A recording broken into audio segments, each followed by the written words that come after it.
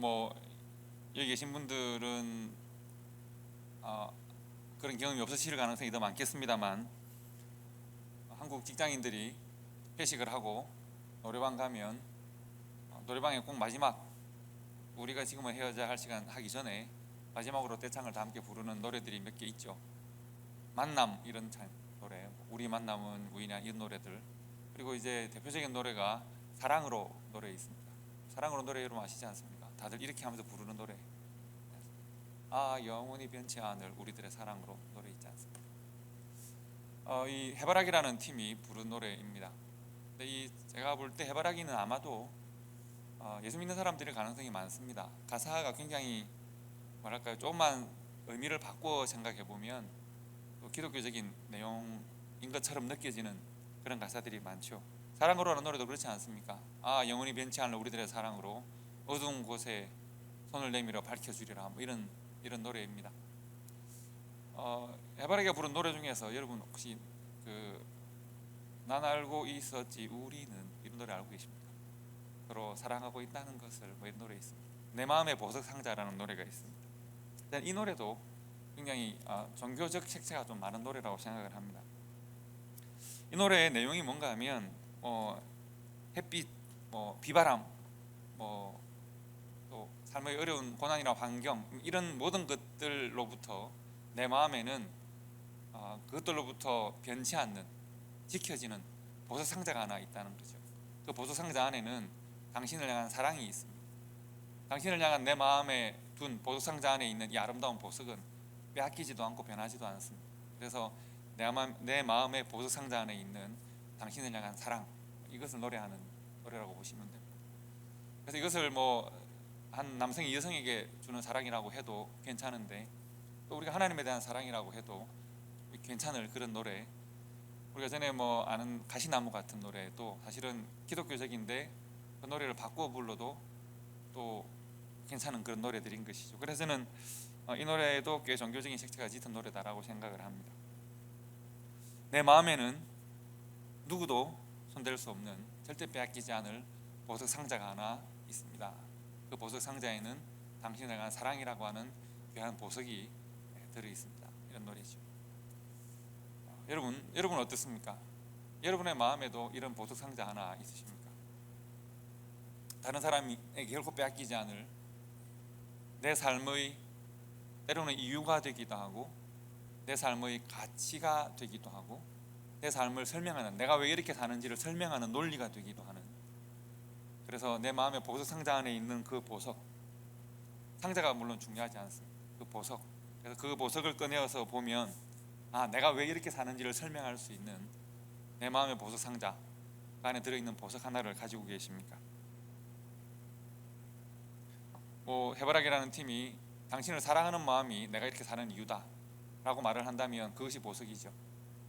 나는 내 마음에 있는 가장 중요한 보석이 이것이기 때문에 나는 이것을 이루고 얻고 이것이 설명하는 삶을 살기를 원한다라고 하는 그것이 과연 무엇입니까?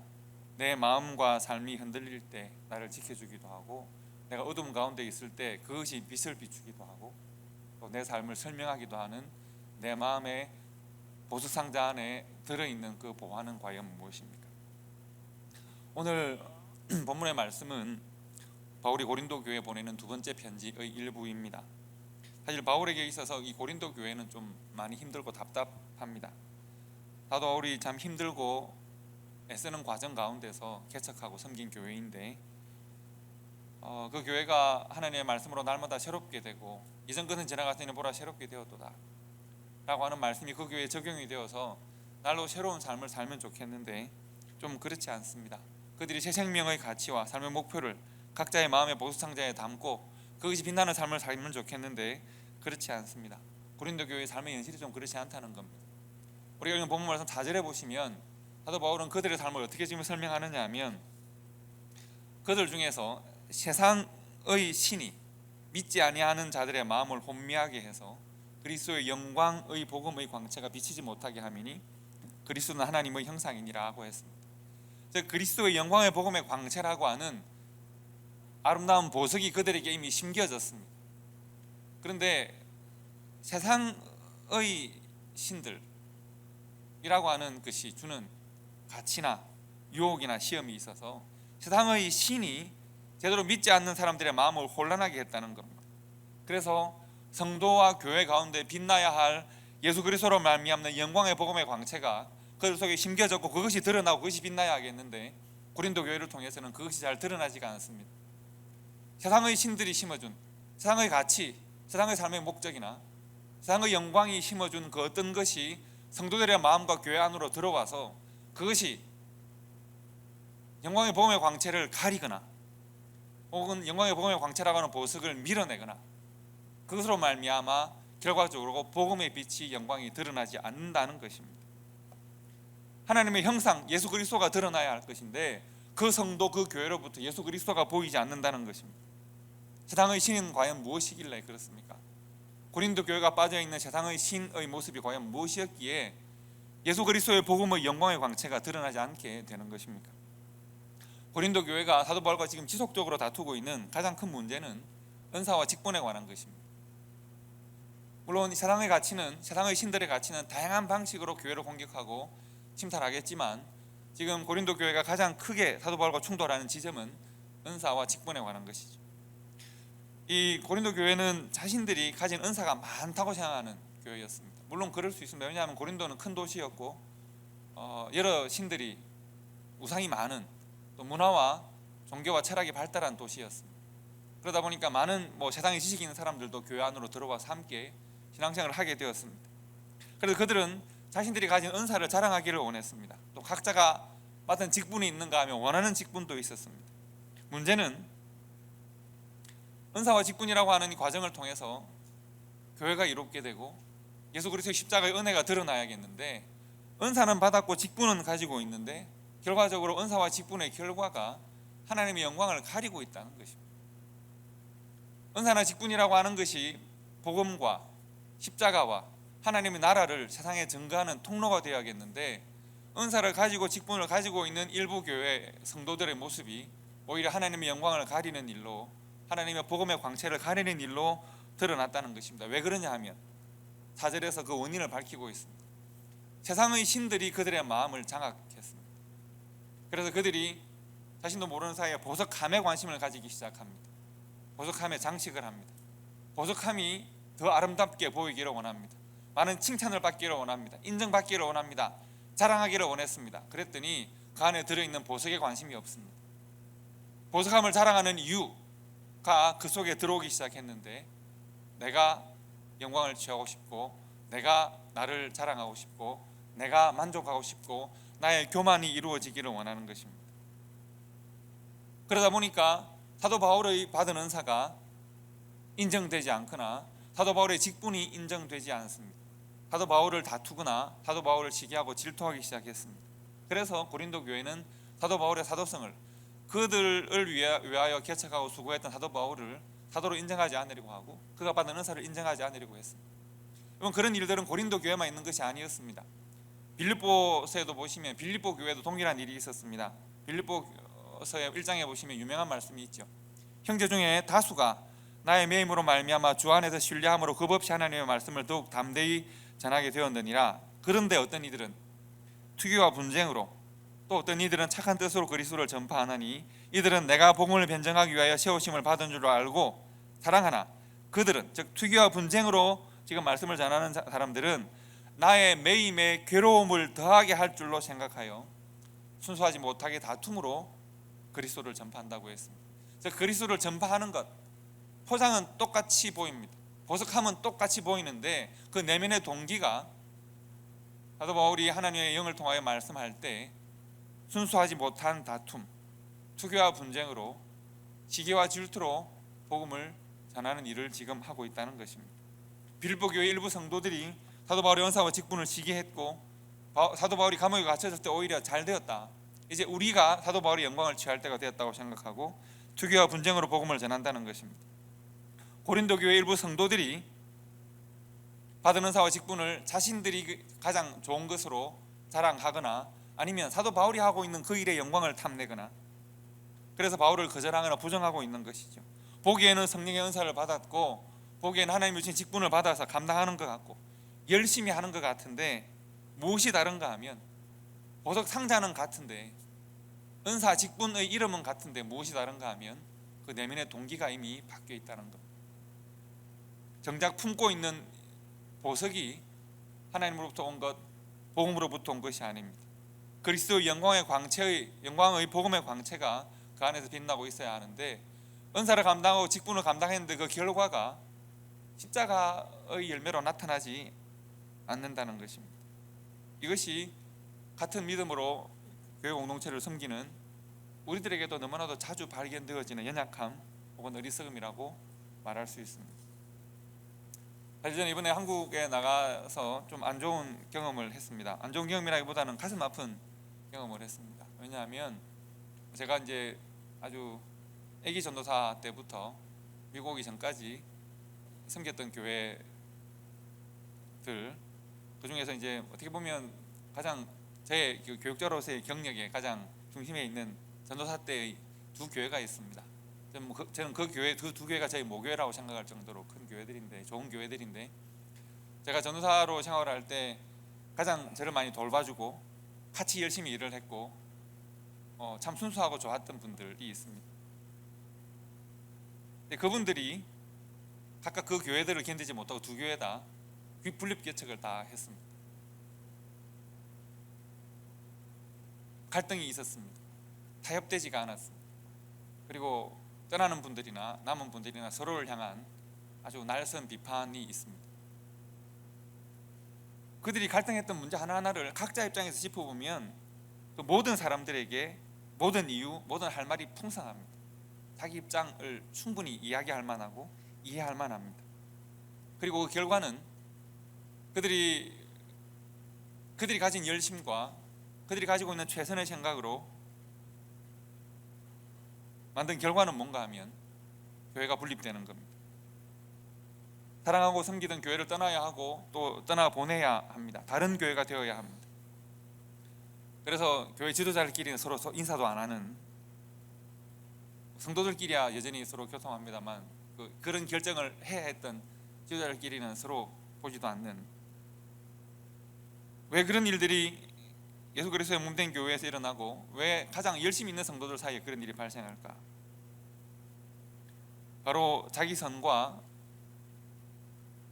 자기 믿음과 자기 헌신으로 포장되어진 내 마음의 보석들이 조금씩 변질되거나 왜곡될 때 내가 열심을 내고 최선을 다하고 내가 받은 은사와 직분이 있고 내가 이것을 위하여서 내가 교회를 일하고 있다라고 하는 자기 선 때문에 그 안에 변화되어진 보석들을 내가 인지하지 못하기 때문에 그렇습니다. 내가 교회를 떠날지라도, 내가 교회를 깨뜨릴지라도 당신은 틀리고 내가 옳다라고 하는 이 생각이 예수 그리스도의 몸된 교회라고 주장하는 내가 몸을 가르는 일들을 합니다. 나는 열심을 다했고 나는 충성했고 나는 이런저런 은사와 직분을 잘 감당했고 그래서 내가 가지고 있는 정말 보석상자의 포장이 화려해졌습니다. 정작 그 안에 무엇이 담겨 있는지를 내가 보지 못할 때가 많습니다. 오늘 본문의 사도 바울의 표현을 우리가 좀 깊이 묵상하면 좋겠습니다. 사도 바울은 지금 자기 안에 예수 그리스도의 복음의 영광이 보석처럼 자리 잡고 있고 십자가가 내 마음에 있는 가장 중요한 보석임을 고백합니다. 그런데 사도 바울은 지금 나라고 하는 보석함을 뭐라고 표현하느냐 하면 나는 이 거룩하고 아름다운 이 보화를 질그릇에 가지고 있다고 말합니다. 사도 바울은 지금 자신을 포장하거나 자신을 자랑하거나 하지 않고 나는 질그릇과 같이 흔하고 가치 없고 쓸모없는, 언제 깨뜨려도 나는 아깝지 않은 그런 사람인데 하나님께서 그런 나에게 하나님 나라의 아름다운 생명의 가치를 나에게 허락하셨다는 겁니다. 내가 이 보배를 질그릇에 가졌다라고 말합니다. 왜냐하면 힘이 큰 능력이 하나님 것이고 내 것이 아님을 내가 알기 때문이다. 내가 받은 은사와 모든 직분, 내가 가지고 있는, 만약 내게 능력이 있다면 혹은 내가 좀 영광을 얻었다면 이것은 원래 하나님의 것이지 내 것이 아니요 나로 말미암은 것이 아니다. 내가 낮아지고 내가 더 질그릇되어야 내 속에 보화가 더 빛나는 법이고 나의 의와 나의 만족과 나의 교만이 사라져야 복음의 능력이 보이기 때문입니다. 상자를 화려하게 꾸밀수록 보석이 보이지 않을 텐데 사도 바울은 자신을 질그릇으로 표현하면서 오직 예수 그리스도의 십자가의 복음만이 드러나기를 원한다라고 지금 자신이 나를 핍박하고 나를 배척하는 고린도 교회 성도들에게 나는 아무것도 아님을 지금 계속해서 말하고 있는 것입니다. 하늘에서 시작된 은사와 직분은 참으로 아름답고 내가 그것을 내 마음에 담아서 내가 그 하나님이 나에게 주신 복음의 목적을 따라 내가 살기를 원하는데 원래 나는 질것과 같이 깨어지고 부서지고 무너져도 아무 가치 없는 존재입니다. 그런데 나는 하나님께서 내게 주신 이 은사와 이 직분이 감사하고 내게 주신 십자가의 은혜가 감사해서 내가 최선을 다해서 이 보석이 인도하는 대로 살기를 원한다라고 고백하는 것입니다. 사도 바울이 그러면 이 고백을 어떻게 간절하게 표현하는지 한번 사도 바울의 표현을 한번 보실까요? 10절과 11절 말씀은 제가 최근에 가장 은혜를 받는 말씀입니다. 우리 10절과 11절 말씀을 연달아서 한번 읽어보겠습니다. 10절 말씀 먼저 읽습니다. 우리가 항상 예수의 죽음을 몸에 짊어짐은 예수의 생명이 또한 우리 몸에 나타나게 하려 함이라. 11절 말씀 읽습니다. 우리 살아있는 자가 항상 예수를 위하여 죽음에 넘겨짐은 예수의 생명이 또한 우리 죽을 육체에 나타나게 하려 함이라. 아멘. 10절과 11절 말씀 한번 자세히 보십시오. 그 말씀이 같은 말씀을 반복하고 있는 것처럼 보이지 않습니까? 10절 말씀, 우리가 항상 예수의 죽음을 몸에 짊어짐은 예수의 생명이 또한 우리 몸에 나타나게 하려 함이라. 11절, 우리 살아있는 자가 항상 예수를 위하여 죽음에 넘겨짐은 예수의 생명이 또한 우리 죽을 육체에 나타나게 하려 함이라. 말씀의 같은 점은 무엇이고 차이는 무엇입니까? 같은 점은 거의 같습니다. 내용이 항상이라고 했습니다.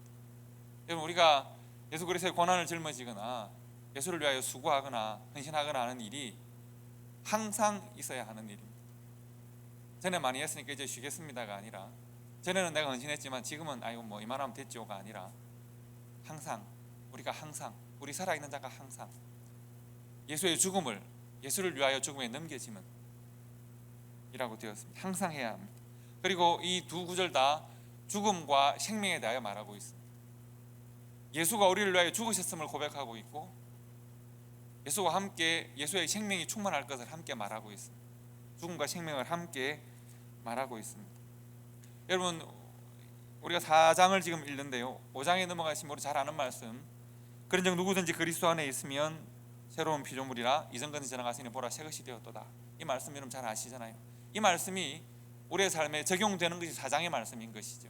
4장 말씀을 다시 보여주시면 우리가 새로운 피조물이 되었고 이제 예수 그리스도의 죽음이 우리에게 의미화되고 십자가가 의미화되고 이제 내가 그 죽음으로 말미암아 새 사람이 되었습니다. 그런데 그 과정이 있습니다. 10절에 보시면 예수의 죽음을 몸에 짊어진다고 했습니다. 11절에 보시면 예수를 위하여 죽음에 넘겨진다고 했습니다. 10절의 말씀은 능동으로 표현되어져 있고 11절의 말씀은 수동으로 표현되어 있습니다. 우리가 살아가는 중에 때로는 내가 믿음과 나의 그 영적인 합리성을 가지고 내가 고난을 능동적으로 선택할 때가 있습니다. 내가 손해를 능동적으로 선택할 때가 있죠. 그러나 때로는 내 믿음 때문에 핍박을 당할 때가 있습니다. 능동적으로 십자가를 선택하거나 수동적으로 십자가를 져야 하거나 내가 십자가라고 하는 것을 붙들고 살아갈 때 내가 살아가다 보면 내 삶의 환경과 조건 가운데서 내가 믿음 가운데 십자가를 붙들고 나의 신앙의 길을 개척해 나갈 때가 있습니다. 좋은 일입니다. 그리고 또한 팬데믹과 같은 어려운 상황 속에서 내가 믿음으로 이 십자가를 지고 가야 할 내게 십자가가 맡겨질 때가 있습니다. 이때도 감사한 일입니다. 내가 예수 그리스도의 십자가를 능동적으로 지거나 혹은 수동적으로 감당하거나 우리 주님께서는 나와 함께 하셔서 내게 예수 그리스도의 생명이 우리를 향하여 드러나도록 우리를 인도하십니다. 그러므로 우리가 붙들어야 될 가장 아름다운 가치는 예수 그리스도와 함께 지고 가는 십자가입니다. 이것이 우리 속에 있어야 합니다. 그럴 때 은사와 직분이라고 하는 보석함이 제대로 기능하게 되고 내 속에 있는 십자가가 제대로 워킹할 때 은사와 직분이라고 하는 보석함이 빛나서 우리의 삶을 통하여 하나님의 나라와 하나님의 영광이, 예수 그리스도의 은혜와 영광이, 하나님의 형상이 드러나게 되는 것입니다. 지금 사도 바울은 그것을 말하고 있습니다. 그런데 고린도 교회를 통하여 이것이 안 되고 있음을 안타까워하면서 우리의 몸은, 우리의 육체는, 우리의 삶은 보석 상자와도 같은데 우리 안에 예수 그리스도의 십자가로 말미암아 빛나는 보석을 우리가 품어야겠고, 비록 내가 무너지고 내가 깨어질지라도 십자가의 은혜가 나타날 수 있도록 우리를 헌신해야겠다. 사도 바울은 지금 이것을 말하고 있는 것입니다. 그리고 사도 바울이 이제 12절에서 오늘 본 말씀의 가장 중요한 고백을 하나 하고 있습니다. 여러분들 우리가 함께 이 말씀을 읽고 이 말씀이 또 우리의 삶에 적용되면 좋겠습니다. 다 같이 12절 말씀을 읽겠습니다. 그런즉 사망은 우리 안에서 역사하고 생명은 너희 안에서 역사하느니라. 아멘. 사도 바울은 지금 이런 고백을 합니다. 고린도 교회는 많은 성도들이 순종하고 잘 따르고 있지만 일부 성도들이 이제 사도 바울을 배척하고 복음을 받아들이지 않으려고 하고 자신들의 은사와 직분을 자랑하고, 그래서 교회가 흔들리고 있는 중입니다. 그러나 지금 사도 바울은 지금 그들을 위하여 계속 권면하고 편지를 보내고 섬기고 있습니다.